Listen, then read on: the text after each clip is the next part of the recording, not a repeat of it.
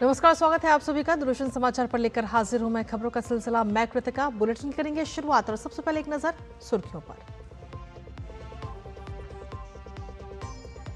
सेवा तीर्थ भवन के नामकरण का हुआ अनावरण। पीएम ने किया परिसर के नामकरण का अनावरण। पीएमओ, एनएससीएस और कैबिनेट सचिवालय कॉम्प्लेक्स का नाम सेवा तीर्थ।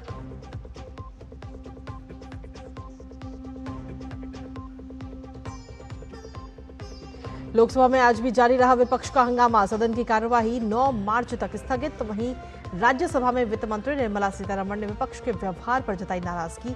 कहा, नियमों के उल्लंघन पर उतारू है विपक्ष।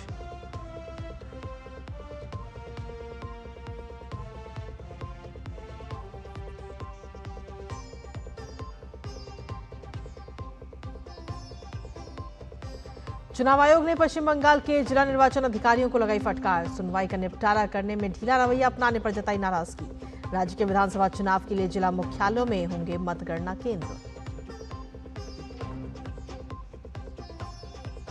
बांग्लादेश में बीएनपी की बंपर जीत, मिला 2/3 बहुमत। जमात गठबंधन को मिली करारी हार।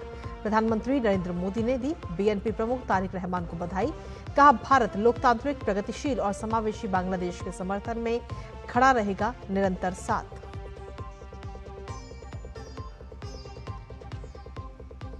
और आईसीसी T20 विश्व कप में जिम्बाब्वे के खिलाफ ऑस्ट्रेलिया पर मंडराया हार का खतरा। 170 रन के लक्ष्य का पीछा कर रही ऑस्ट्रेलिया की आधी से ज्यादा टीम पवेलियन लौटी।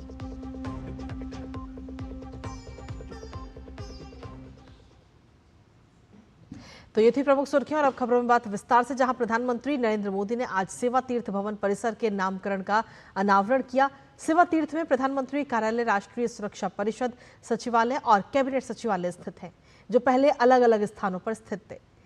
कई दशकों से केंद्रीय मंत्रालय और कार्यालय सेंट्रल विस्टा क्षेत्र में अलग अलग इमारतों में बिखरे हुए थे।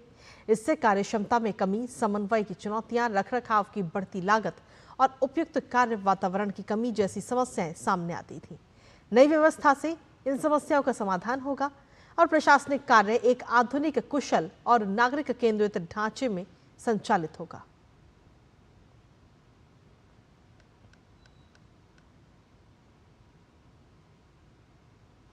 बजट सत्र का पहला चरण संपन्न हो चुका है। विपक्षी सदस्यों के हंगामे के कारण लोकसभा में आज प्रश्नकाल नहीं चल सका और सदन की कार्यवाही एक बार के लिए स्थगन के बाद फिर से 9 मार्च सुबह 11 बजे तक के लिए स्थगित कर दी गई। 9 मार्च से बजट सत्र के दूसरे चरण की शुरुआत होगी। पीठासीन सभापति संध्या राय ने आवश्यक कागजात सदन के पटल पर रखवाए। इससे पहले विपक्षी सदस्यों ने सदन में हंगामा और नारेबाजी की, जिसके कारण प्रश्नकाल नहीं चल सका। बैठक शुरू होते ही पीठासीन सभापति संध्या राय ने पूर्व सांसद डॉक्टर भगवान दास राठौड़ के निधन की सूचना सदन को दी और सदस्यों ने कुछ पल मौन रखकर दिवंगत पूर्व सदस्य को श्रद्धांजलि दी।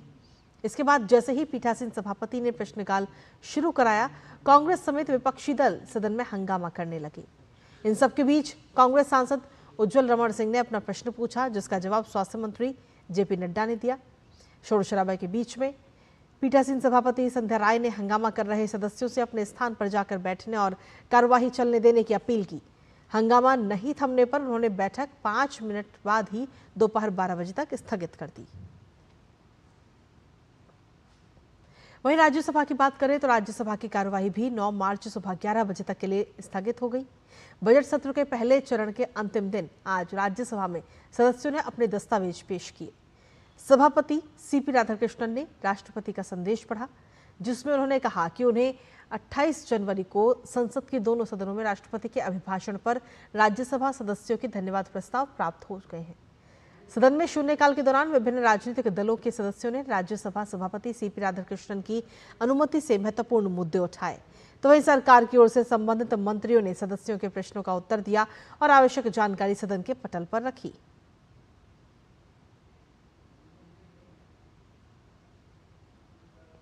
राज्यसभा में केंद्रीय मंत्री शिवराज सिंह चौहान ने एग्रीकल्चर इंफ्रास्ट्रक्चर फंड पर कहा कि इस योजना के तहत पीएम कुसुम योजना से किसान सोलर पैनल लगाकर अपनी जरूरत की बिजली खुद पैदा कर सकते हैं। उन्होंने कहा कि किसान अतिरिक्त बिजली ग्रिड में देकर अतिरिक्त आय भी कमा सकते हैं। केंद्रीय कृषि मंत्री ने इसे प्रधानमंत्री नरेंद्र मोदी की दूरदर्शी सोच बताया, जो अन्नदाता को ऊर्जादाता बनाने की दिशा में बड़ा कदम है। मैं बड़ी प्रसन्नता और गर्व के साथ ये बताना चाहता हूं, एआईएफ के तहत पीएम कुसुम के अंतर्गत अन्नदाता सोलर पैनल लगा के उससे ऊर्जा पैदा करने का भी काम कर सकता है और वैसी परियोजनाएं भी हमने स्वीकृत की है।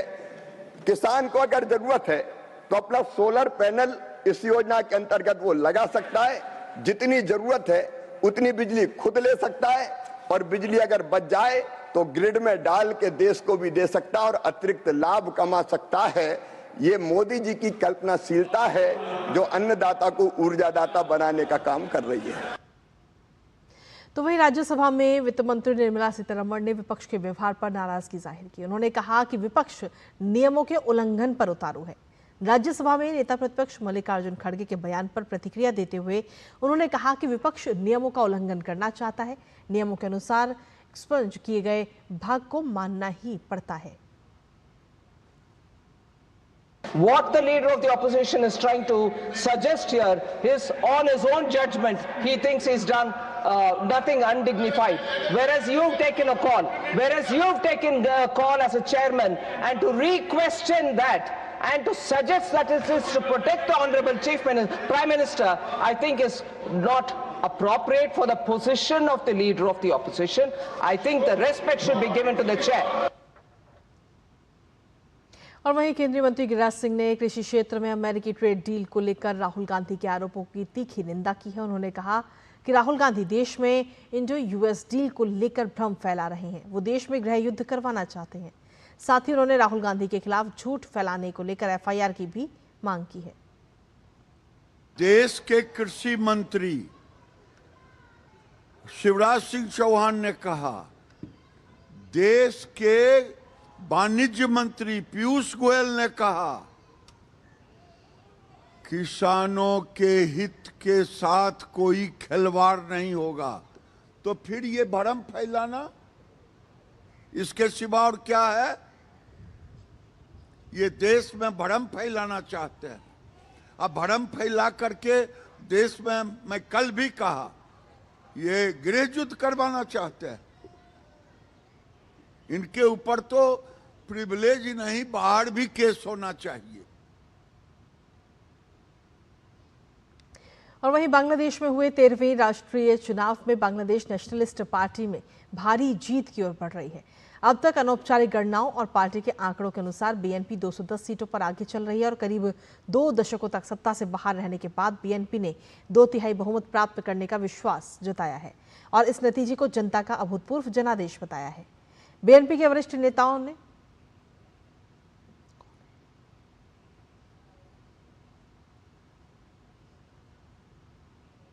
और इसी बीच सीधा रुख करते हैं इस वक्त रविशंकर प्रसाद क्या कुछ है, आइए सुनते हैं।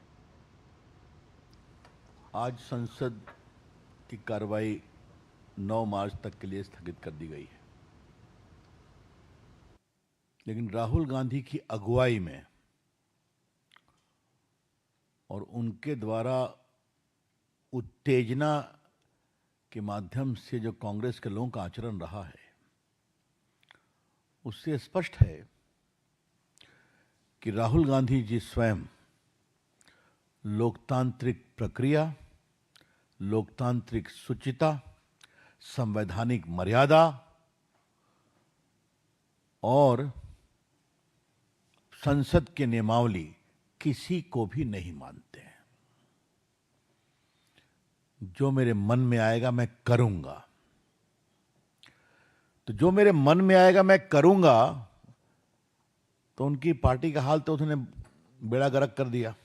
आप देख ही रहे हैं, जिस दिन वो संसद में खुराफात कर रहे थे, उसी दिन महाराष्ट्र के जिला परिषद का रिजल्ट आ रहा था और वहां भी कांग्रेस पार्टी साफ हो गई, नगर निगम में साफ हो गई।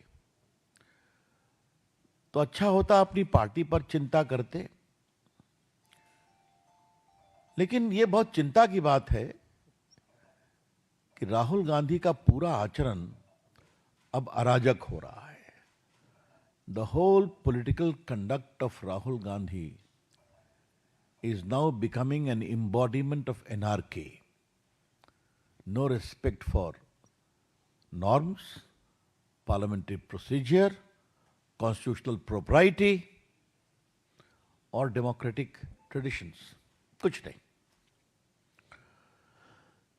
मैं उनके जो आचरण रहे हैं उसके पहले मैं आपको थोड़ा याद दिलाना चाहूंगा।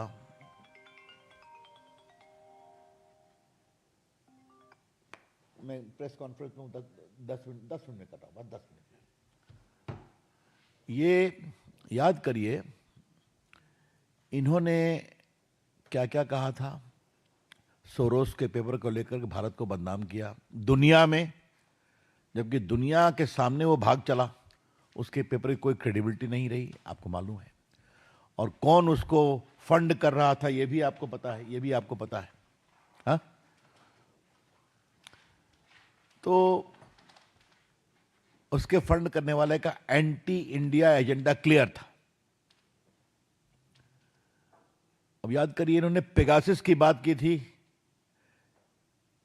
और मोबाइल को लेकर घुमाया था देश भर में।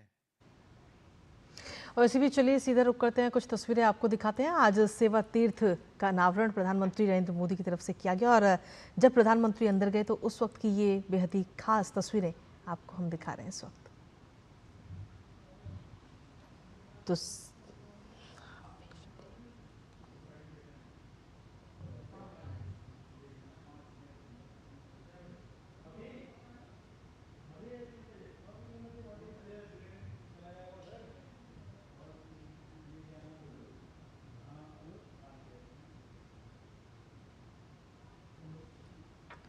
तो ये तस्वीरें आपको दिखा रहे हैं। साउथ ब्लॉक की जगह अब सारा काम जो है वो सेवा तीर्थ से होगा। केंद्रीय सचिवालय का नाम कर्तव्य भवन, तो सेवा तीर्थ भवन का अनावरण आज प्रधानमंत्री नरेंद्र मोदी की तरफ से किया गया है।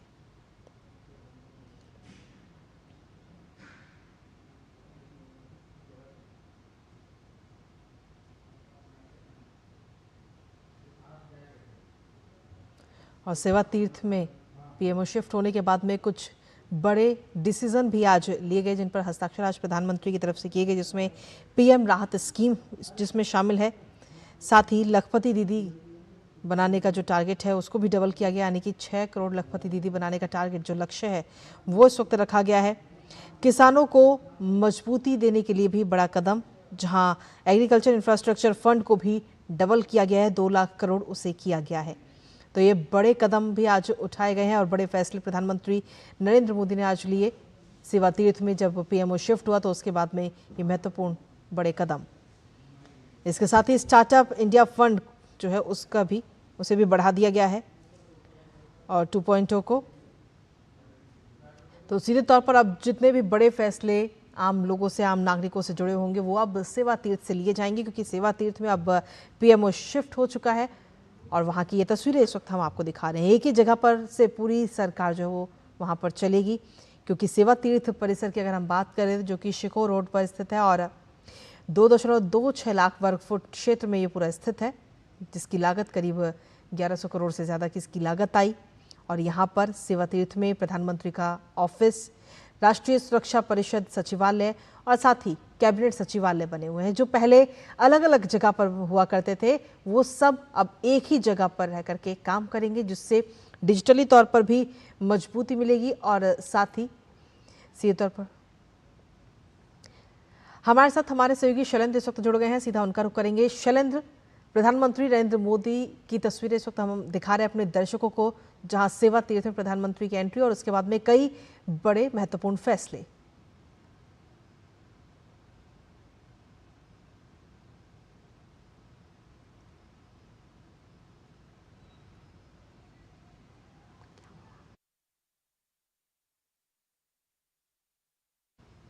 शैलेंद्र, आवाज मिल पा रही है आपको?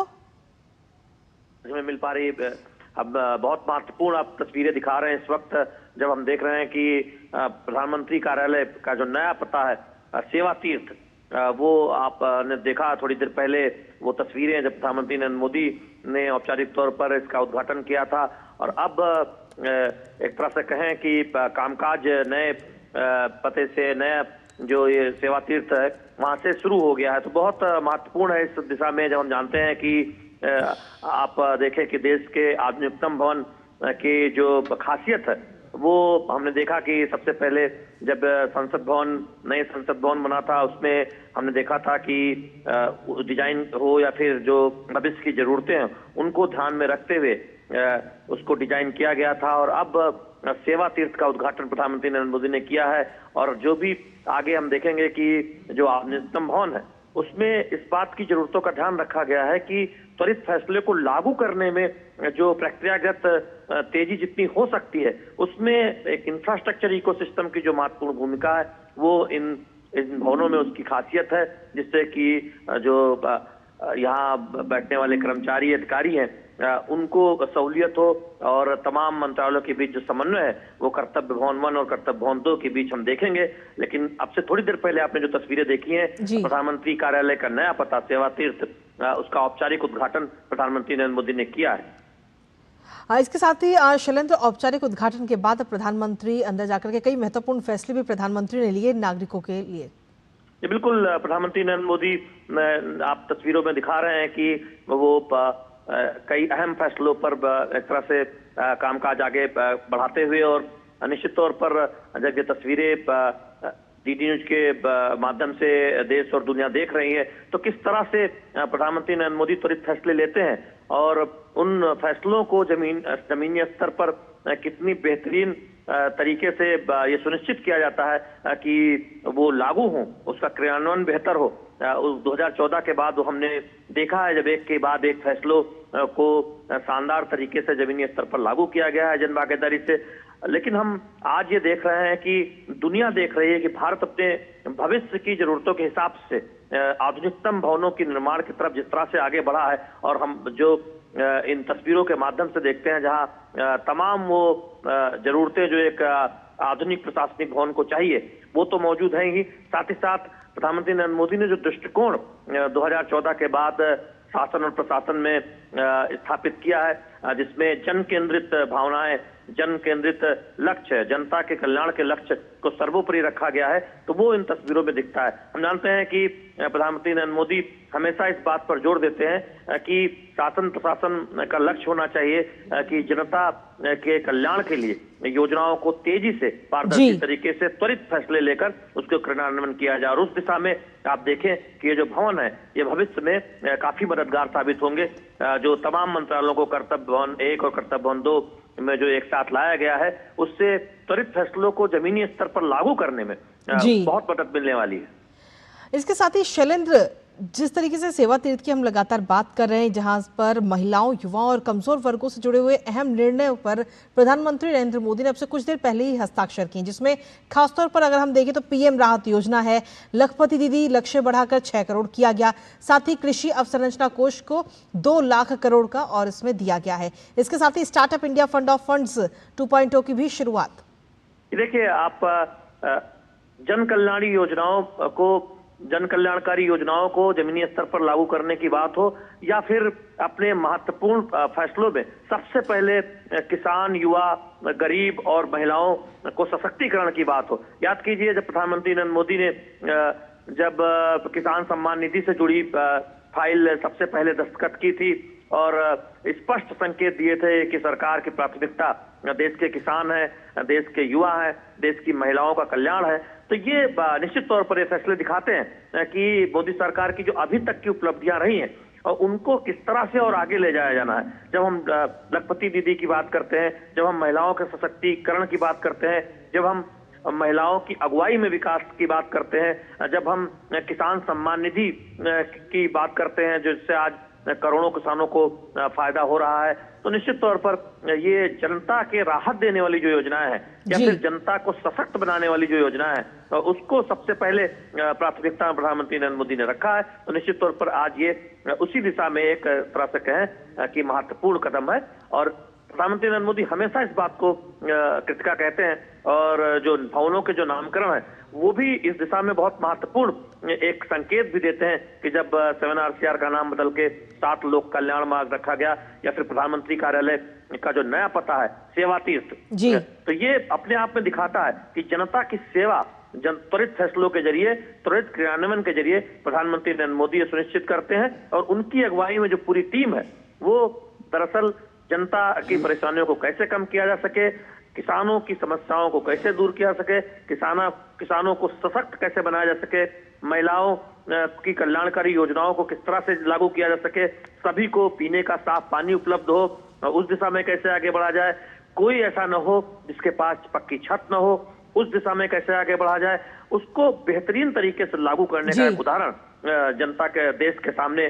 प्रधानमंत्री नरेंद्र मोदी की अगुवाई में सरकार ने रखा है और दुनिया ने देखा है कि तमाम कल्याणकारी योजनाओं को किस तरह से भारत ने सफलतापूर्वक लागू किया है प्रधानमंत्री नरेंद्र मोदी की अगुवाई में। बिल्कुल, बहुत बहुत शुक्रिया शैलेंद्र तमाम जानकारी हमारे साथ साझा करने के लिए। तो ये जरूरी तस्वीरें हम अपने दर्शकों को लगातार दिखा रहे हैं। इस वक्त प्रधानमंत्री नरेंद्र मोदी ने सेवा तीर्थ का अनावरण करने के बाद में वहां अंदर गए और आम नागरिकों से जुड़े हुए कई सारे महत्वपूर्ण फैसलों पर हस्ताक्षर करते हुए वो नजर आए। और इसी के साथ वापस रुक करते इस वक्त भारतीय जनता पार्टी की तरफ से प्रेस वार्ता जारी है, सीधा रुक करते हैं।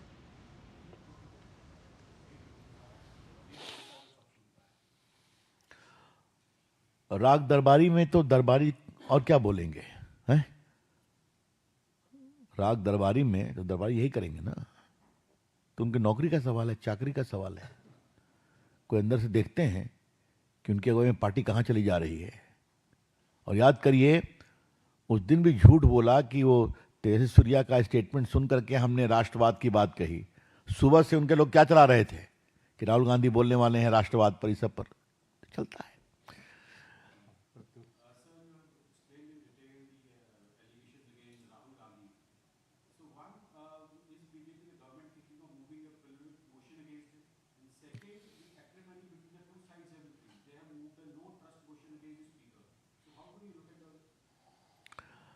I consciously did not touch that. And हम स्पीकर साहब के आचरण की बहुत तारीफ करना चाहेंगे कि जो अखबारों में मैंने देखा कि टेक्निकल तरीके से इनको रिजेक्ट नहीं करो, सब्सटैंटिव आने दो, जो भी होगा वो होगा। और क्या, निश्चित रूप से वो प्रस्ताव गिरेगा, लेकिन उसके पीछे सोच क्या है? जिसने मेरी बात नहीं मानी उसके हम खिलाफत करेंगे, चाहे वो स्पीकर हो, चाहे वो कोर्ट हो, चाहे वो सेना हो, चाहे वो मीडिया हो, चाहे वो संत हो। तो जब ये सोच है एको अहम द्वितीयो नास्ति, तो ये समस्या होगी ना। ये कारण है उसका।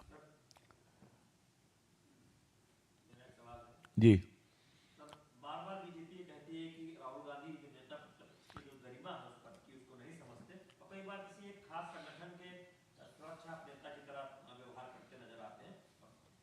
निशिकांत दुबे ने इसको लेकर एक प्रस्ताव भी दिया था, तो वो समझ नहीं रहे हैं। तो आगे की रणनीति क्या है? क्या वो कह रहे हैं कि किसानों को मुद्दे टकराव करेंगे, एक के बाद एक कई ऐसे मुद्दों पर सरकार से ऐसा है, टकराने में कहां रोकते? राजनीति में टकराओ तो किसी ने मुझे कहा ना कि जो बिटरनेस हो गया, यू सेड दैट, तो क्यों नहीं बातचीत होती है, होनी चाहिए भी चाहिए। लेकिन बातचीत भी किससे होगी? जो बातचीत करने और सुनने को तैयार हो ना। आई रिपीट, जो बातचीत करने और सुनने को तैयार हो। क्या राहुल गांधी अपने कांग्रेस के बड़े लोगों को सुनते हैं? क्या नहीं सुनते हैं ना। लेकिन हमारी कोशिश जारी रहेगी, इसमें कोई शक नहीं है। हाँ, थैंक यू।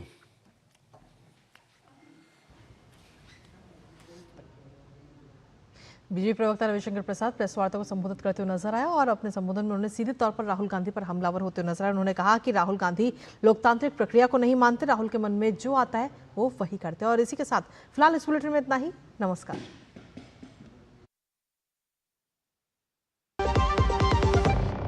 व्यक्तिगत जानकारी के लिए ऑनलाइन अनुरोधों से रहें सावधान। कुछ भी जानकारी देने से पहले जरूर सोचें। कोई भी वैधानिक कंपनी फोन या इंटरनेट पर आपसे निजी जानकारी कभी भी नहीं मांगती। इसलिए ऐसे कॉल या ईमेल आने पर अपनी जानकारी देने से पहले